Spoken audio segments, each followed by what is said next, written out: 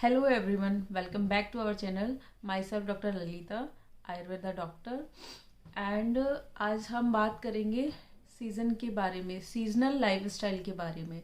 यानी कि जो लाइफस्टाइल होती है वो हर सीज़न में किस तरह से चेंज होती है या हमें किस तरह से उसको चेंज करना चाहिए ताकि जो भी सीजनल डिजीज़ होती है, जो हर सीज़न के साथ में जो डिजीज़ होती है वो हमको ना हो या कम हो, या उन डिजीज़ के लिए हम अपना इम्यूनिटी जो है, खुद का बॉडी का सेल्फ इम्यूनिटी जो होता है वो डेवलप कर पाएँ, या हम ऐसे कह सकते हैं कि कम से कम हम लोग उस सीज़न में बीमार हो।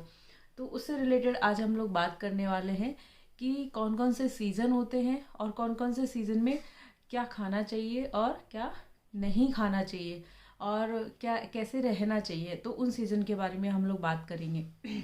हम बात करते हैं कि सीज़न चेंजेस की। तो जब भी सीज़न चेंज होता है तो उससे क्या होता है, सीज़न चेंज होगा तो एनवायरनमेंट जो है, जो प्रकृति है उसमें चेंजेस होंगी। जो एनवायरनमेंट है हमारे चारों तरफ का वो चेंज होगा, उससे क्या होगी, हमारी बॉडी चेंज होती है। हमारी बॉडी के चेंज होने से क्या होता है कि बॉडी के अंदर कुछ जो डिजीज़ होती है वो डेवलप होने लग जाती है। तो वो क्या होता है कि ऋतुजन्य डिजीज़ होती है, यानी कि सीजनल डिजीज़ होती है। जैसे कि सर्दी का मौसम आता है तो खांसी जुकाम बुखार अपने आप होने लगता है, या फिर गर्मी का मौसम आता है तो लू लग जाती है। तो ऐसे जो सीज़न होते हैं उनके अकॉर्डिंग भी डिजीज़ेस होती है। तो उनको हम कैसे प्रिवेंट कर सके और मतलब उनको हम कैसे मतलब अपने आप को सुरक्षित कर सके उन चीज़ों से, और हमारी बॉडी की जो इम्यूनिटी है वो प्रॉपर बनी रहे, तो वो कैसे रहना चाहिए आयुर्वेद के अकॉर्डिंग, तो उस बारे में आज मैं बात करूँगी। तो जो सीज़न होते हैं, 6 सीजन्स होते हैं आयुर्वेद के अकॉर्डिंग। आयुर्वेद के अकॉर्डिंग सीज़न 6 होते हैं, 6 ऋतुएं होती है। तो 6 ऋतुओं को दो काल में बांटा गया है। तीन तीन ऋतुओं के, 3 ऋतुओं का एक काल होता है, 3 ऋतुओं का दूसरा काल होता है। तो जो सबसे पहले आता है जनवरी से और जून तक का जो एक काल होता है उसको बोलते हैं आदान काल। आदान काल यानी कि सूर्य जो है वो उत्तरायण होने लग जाता है जनवरी से। तो उसमें क्या होता है, सूर्य की जो गर्मी होती है उससे शरीर और प्रकृति, प्रकृति यानी नेचर, शरीर और प्रकृति का जो सौम्य अंश होता है, जो मॉइस्चर होता है वो कम होने लग जाता है उत्तरायण काल में, और उसको आदान काल भी बोलते हैं। यानी कि वो जो सौम्य अंश होता है प्रकृति और शरीर का वो कम होने लग जाता है। उसमें 3 ऋतुएं आती हैं, यानी कि उसके अंदर 3 ऋतुएं आती है, 2-2 महीने की 3 ऋतुएं आती है। तो सबसे पहली जो ऋतु आती है उसके अंदर आती है शिशिर ऋतु, और उसके बाद में आती है वसंत ऋतु एंड देन ग्रीष्म ऋतु। तो ये जनवरी से और इस तक जून तक की 3 ऋतुएं हो गई, 2-2 महीने की।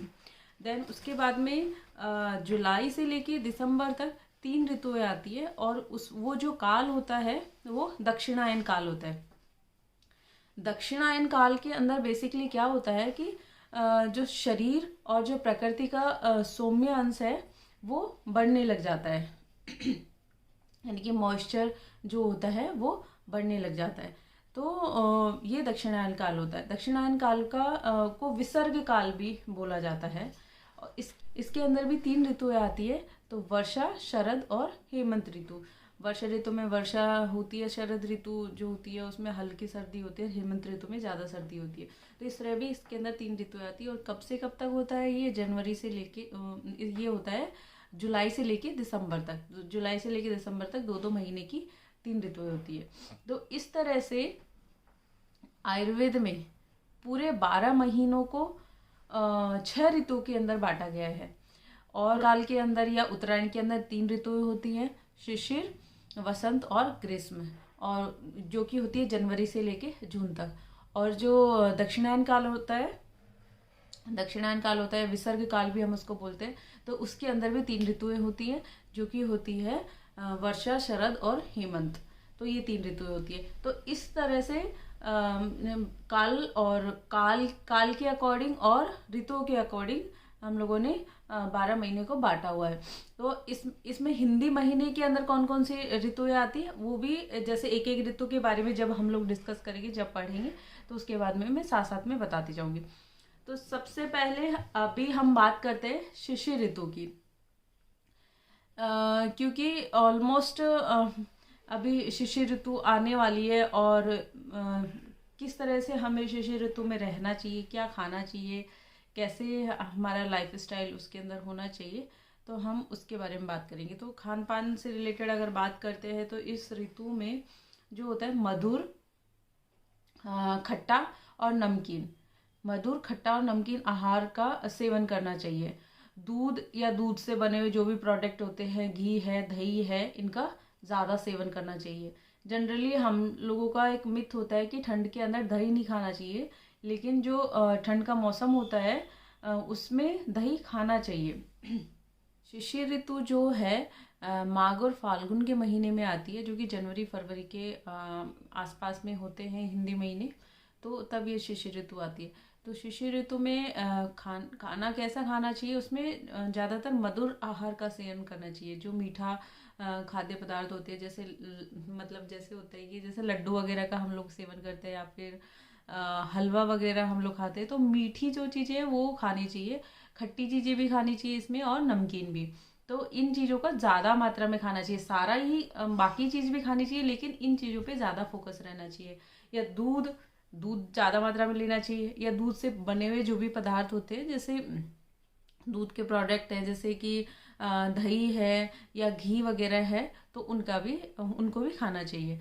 और उसके बाद में इस ऋतु में शहद और गुनगुने पानी का सेवन करना चाहिए। शहद और गुनगुने पानी का ज़रूर सेवन करना चाहिए इस ऋतु में। उसके बाद पौष्टिक आहार, मतलब जो भी खाना सीजनल हो वो खाना चाहिए। एंड उसके अलावा तेल की मालिश करनी चाहिए बॉडी में, फुल बॉडी को तेल का मालिश करना चाहिए। सुबह नहाने के बाद में और रात को सोते टाइम तेल की मालिश करनी चाहिए। स्पेशली जो पैर के तलवे होते हैं उनमें सरसों के तेल की अच्छे से मालिश करनी चाहिए। यानी कि योगा वगैरह भी इसमें करना चाहिए, योगा करना चाहिए, और स्टीम लेनी चाहिए, स्टीम का बाथ लेना चाहिए। तो स्टीम लेनी चाहिए, बेसिकली इस मौसम में स्टीम लेनी चाहिए। तो ये चीज़ें शिशिर ऋतु में करनी चाहिए। उसके बाद में शिशिर ऋतु में क्या नहीं करना चाहिए, शिशिर ऋतु में कटु और तीक्ष्ण भोजन नहीं करना चाहिए, और उपवास नहीं करना चाहिए, फास्ट नहीं करना चाहिए इस ऋतु में। और क्या होता है कि शीतल जो जगह होती है, जो ठंडी जगह होती है, वहाँ पे नहीं रहना चाहिए इस ऋतु में। अब